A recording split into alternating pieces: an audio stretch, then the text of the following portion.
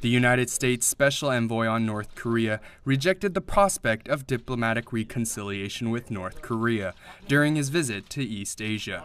Tensions have reignited on the Korean Peninsula, with the United Nations imposing newly revised sanctions on Pyongyang for its satellite launch last month. We came out to the region hoping to start a new round of, let's call it, let's make a deal, but instead we find a North Korea that seems bent on playing a game of risk. This is very dangerous. We'd like them to step back from this kind of a provocative stance and enable us to get back to a diplomatic process. But I have to be honest with you, as a diplomat, I don't see any prospect. The U.S. maintains that it is North Korea's responsibility to meet its obligation for dialogue. The U.S. State Department also stated it has no intention to go forward with the six-party talks, which seek to find a resolution for North Korea's nuclear program. North Korea views the UN sanctions as part of Washington's continuous hostile acts against Pyongyang. North Korea warned its response would reflect self-defense, including bolstering its missile and nuclear program. According to the country's official news agency Sunday, North Korea's leader Kim Jong-un stressed it must defend its sovereignty itself in response to the UN sanctions.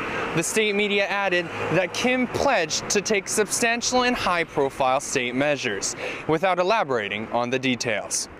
South Korea's Unification Ministry suggests that North Korea's vow to strengthen its military capabilities should not be taken seriously, possibly further aggravating inter-Korean relations. We must not fall into the habit of getting used to North Korea's repeated nuclear threats. The government will thoroughly prepare for all contingencies and will cooperate with the international community until the very end, so that North Korea renounces additional nuclear tests.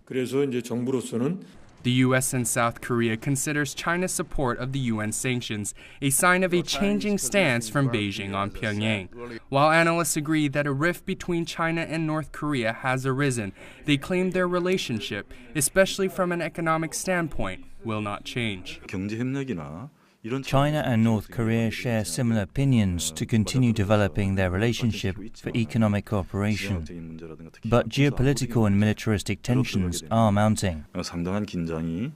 The analysts also added that the North Korea issue is far too important as a geopolitical strategy for the countries to give up, with advantages that the U.S., China, and North Korea all benefit from.